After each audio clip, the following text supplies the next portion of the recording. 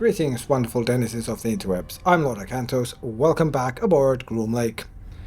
We are now in the visitor center where we crashed through a wall with a loader, destroyed half the room along with it, along with the wall, and are now attempting to catch up to Tia and John's wife, if indeed she did find her, which I don't exactly trust.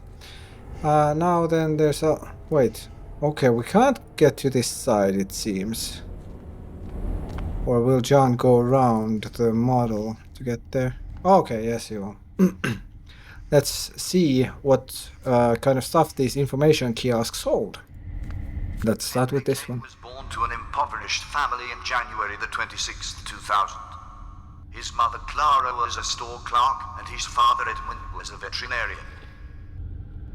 Okay, these are voiced. Cayne was born to an impoverished family in January the 26th. Ah, they all give the same. His mother Clara was a store I guess. clerk, and his father Edmund was a veterinarian.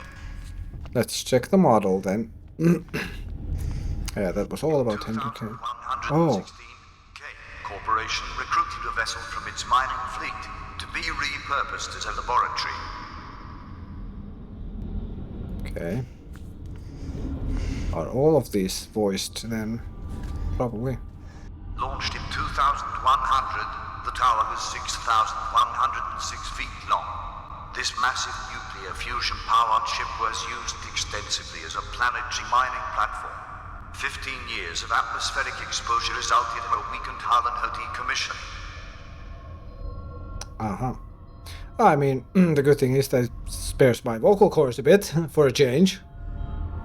I mean, I have to say, this game has really made me read quite a bit, which I don't mind as such. Mining Limited was founded in 2050. Henry Cayne was appointed to exercise control over East Asian Pacific debt repayment through mining asset acquisition. Guess. This poster depicts a 95-year-old Henry Cayne in the prime of his life. Prime, 95. Okay. Yeah, this seems these are all mainly about Henry Cayne. No. Cayne Mining Limited was rebranded as Cayne Corporation in June 2019. No, I didn't know. Thank you for telling me.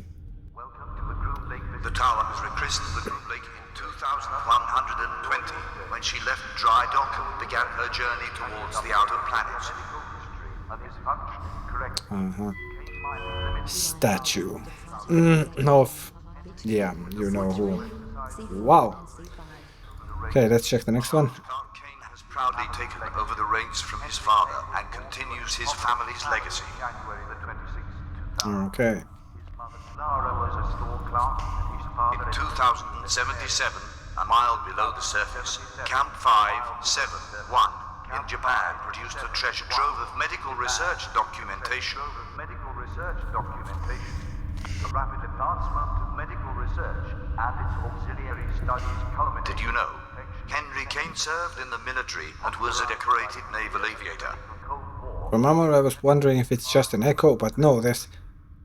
I think at least some of these are like constantly playing in the background. The rapid advancement of medical research and its auxiliary studies culminated in the perfection of genetic manipulation. Popularized by the media as a medical Cold War, the eugenics age far exceeded selective breeding. In 2049, a worldwide ban was placed on unapproved genetic modification. A replica of a statue of remembrance that stands in Washington, D.C. Oh, okay, so it's in Washington, the original statue. This is just a replica. Next section, holy shit. Oh, music. Okay, destroyed oh, these are lifeboats. The partially destroyed craft is now useless. Large gashes from fallen debris have made this lifeboat inoperable. This is a lifeboat tube. The launch tube for the lifeboat is currently empty. Okay, the death trap lies silently in its bay. And this one's empty.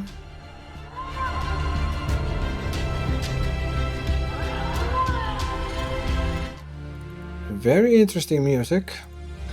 A disused crane suspends its heavy hook, which now serves no function. Is there anything else behind here? No. Flaking yellow chevrons once offered a careful warning. The hanging metal chains sway silently and teasingly in the breeze. What breeze? Why is there a breeze here? I don't know. Maybe it's air conditioning or something. Okay, more. The lowering mechanism appears to be damaged or dysfunctional on that crane, and the David sits patiently. This lifeboat has unfortunately been trashed. Ruptured fuel pipes dribble flammable and toxic fluids, rendering this lifeboat unsafe and definitely unusable. So all lifeboats are fucked. I don't think anyone's getting out of here. The doorway to the airlock. Though I've suspected that from the very beginning. What the Oh. What is illuminating from that side through the windows? Structural beams. The bowed metal buttress supports the weighted ceiling. It almost reminds me of like a small chapel or something. The shiny enamel paint glints off the glazed surface to form the portrait of Henry Cayne. Surprised? Not at this stage. Pipes. The large hollow pipes bend and turn, snaking forward their destinations. And there's definitely a lot of blood around here. There's an airlock door. Oh, okay. Man, alone in the world, trembles with the cold. Except in your situation, I'd say it's probably trembling with hate at that stage. I know I probably would. Okay, the gilded airlock forms an airtight oxygen barrier. There doesn't seem to be anything else here. So I'm guessing we're just going to keep going. So let's go. It opened. Open sesame seed. Uh-oh. Blood! Murderer! You really are a roach, Mr. Maracek. John, shoot him! Kill him now! I may have pulled the trigger, so to speak, but you and Miss Hensley loaded the gun. Don't try to worm your way out of this, you goddamn monster. Monster? By whose standards do you call me a monster? The morals of men don't apply to gods! Delusions of grandeur. Should we just shoot him with the plasma cutter? Oh shit! Oh shit! Okay, no, we don't. Because I should have guessed that the coward is shielded by something. So let's examine around first, shall we? Okay, let's look around. Is there anything? Gun turrets, TS ship, machine parts, very disarmament, corroded scrap metal, and ship parts.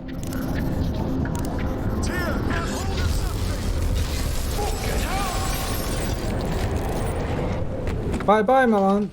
The atmosphere has been breached. Containment protocols activated. Security lockdown initiated. Quantum storage device damaged and door missing. Fracture of femur detected. Scapula damaged. Seek immediate medical attention. Didn't quite think this would happen, but is this how it's supposed to go? Did you... Have we got her? I do. She's here.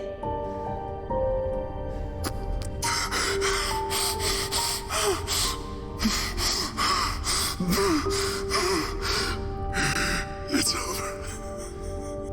It's all over. It's over.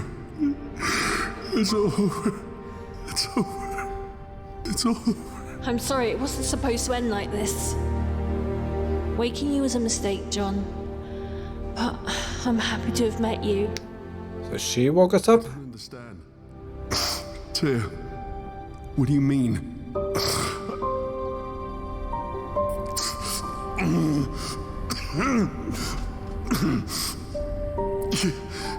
You woke me. I fucking knew it.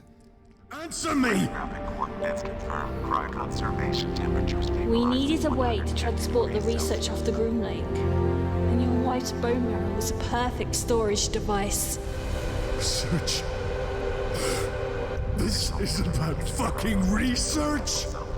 Yes! It's about research. Worth billions, John. Billions. So you caused all of this? You let those things loose?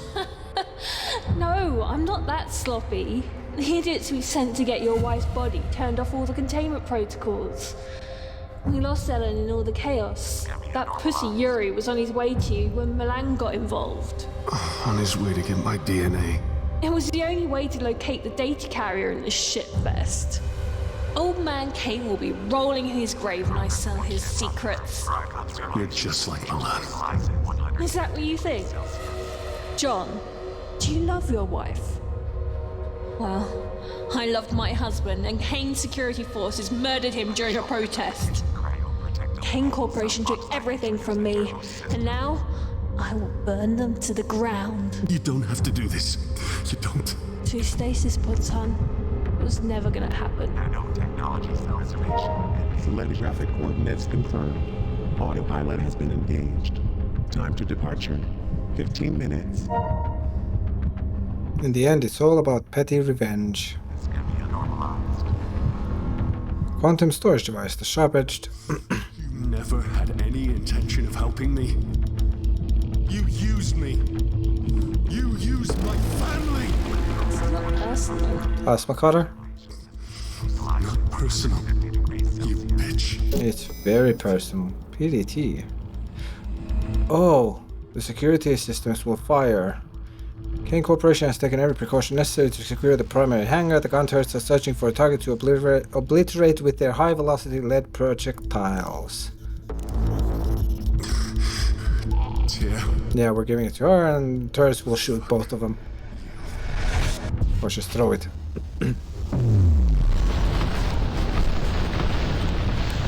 So.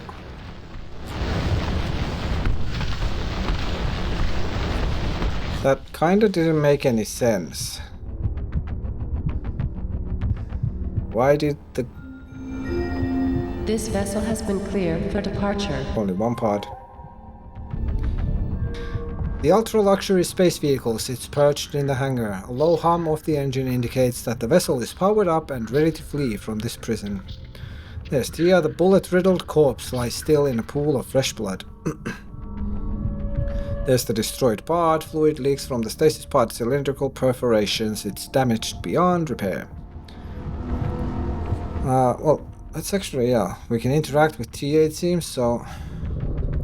Oh, no, we can't. There's just the icon, but we can't actually do anything. Okay, let's see if John... Will John... Destination changed. Where is he sending her? Love you, Ellen.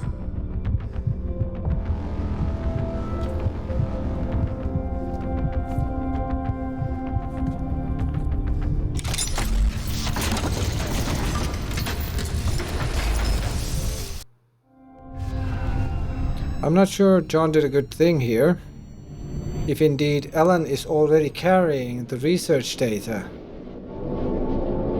all this shit will just be replicated by someone else, whoever will get a hold of her or the data that she's carrying.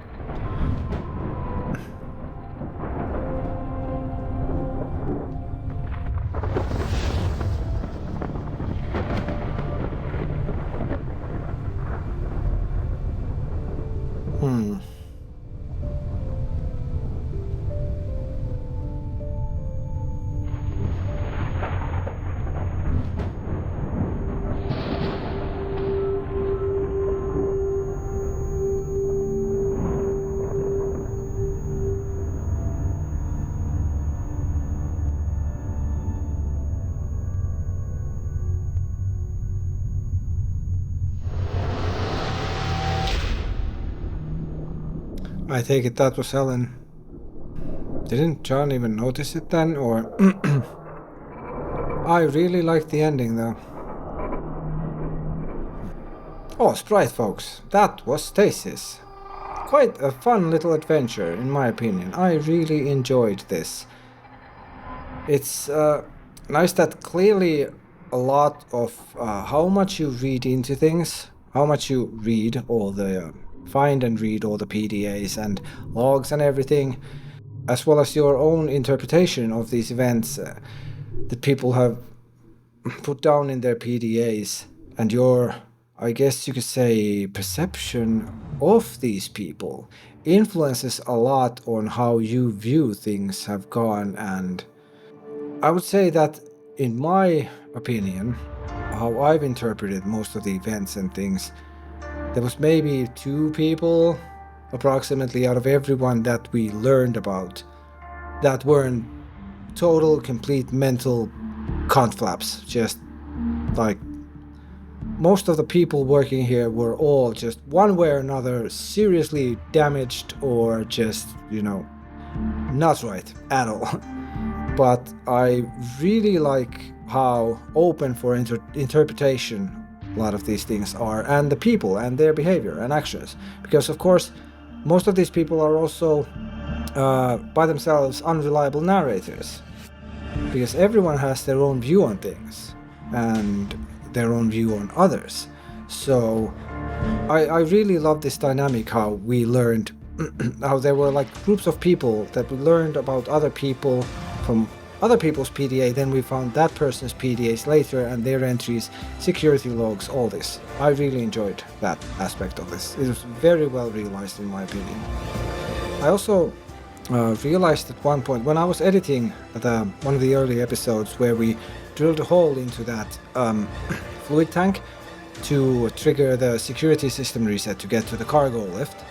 I think the tank that we drilled is the only tank probably that you can drill, and I only realized while watching that there was a stain, like a darker area on the floor in front of that tank, which subconsciously drew me to that tank to try out that first, because it looked exactly like that there had already been liquid in the past there flowing through. So that was like really well done, guiding the player subconsciously without them realizing it through the environment. Like, really well done and designed. And there were probably others that I just don't remember off the top of my head and haven't edited yet, so it will be fun to see how much more I've missed, but I know there have been more. And I really enjoyed the storytelling through the environments, where there were like the small details in the environments themselves, not the captions. I'm guessing they're essentially John's interpretations of what he's seeing, but just visually and graphically. And I really love the audio, the sound effects, especially anything related to the gore, the creatures, the hybrids, and all this. It's just very well done. And of course, I like the story a lot. I mean, I've read a lot, I've watched a lot of movies, I've played a lot of games in my life in this genre as well. So this is not a brag or anything, but I do quite often kind of like see where things are going and suspect things. Like in this case, I didn't trust Tia at all. There was just things in her behavior, the dialogue and stuff that, and others too, of course, and the events that kinda kept me on my toes about her. And that's also, of course, good job on the writers and the designers part, because it was done in that way that it wasn't obvious, but there were hints that kinda gave you that vibe that it's not that clear cut. At least if you're at all familiar with these kinds of stories and stuff. So it helps. The more familiarity you have, of course, the easier in a way it is to see twists coming up and things like that. But of course, still, some manage to surprise me and subvert what I expect. So that's also I was constantly keeping an open mind, and I was constantly wary of that. That's why I wasn't being too definitive, because I could have been misreading, or it could have been purposeful misleading on the writer's part, designer's part.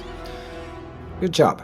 I really like this game, and I can't wait to replay Cayne, because I don't remember much of it, but I'm going to be playing it in the near future again and sharing it with you, so we'll get some extra information on what was going on with the Cayne Corporation's all this research and everything.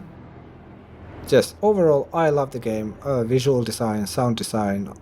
I love the music. It was very sparingly used, very well, and very well also utilized in creating the ambience. And because in a game like this, the music can easily, you know, it can give up things that are about to happen or come, what you're about to run into, or they can even hamper the mood if they are basically relentless and not letting the other ambient sound effects and the atmosphere to seep through at all. But this did it well, in my opinion. I like the puzzles for the most part. I would have liked to have some more of actual puzzles in the way that it's more than just fitting an item to a thing, or mixing items and then using that on a thing, but more like some actual, like early on what I expected the breaker box to have was some sort of that we have to adjust the power to get it to certain areas without overloading or something, which wasn't the case, but that was what I was expecting, because that's so common. For example, that's one such very common puzzle, type of a puzzle in more than just point and click adventures.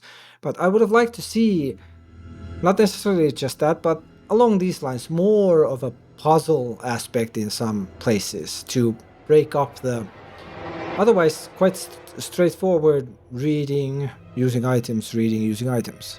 Would have added to the gameplay loop. But I can't wait for the sequel, Bone Totem. Anyway, that was my first time playthrough of Stasis. I hope you enjoyed.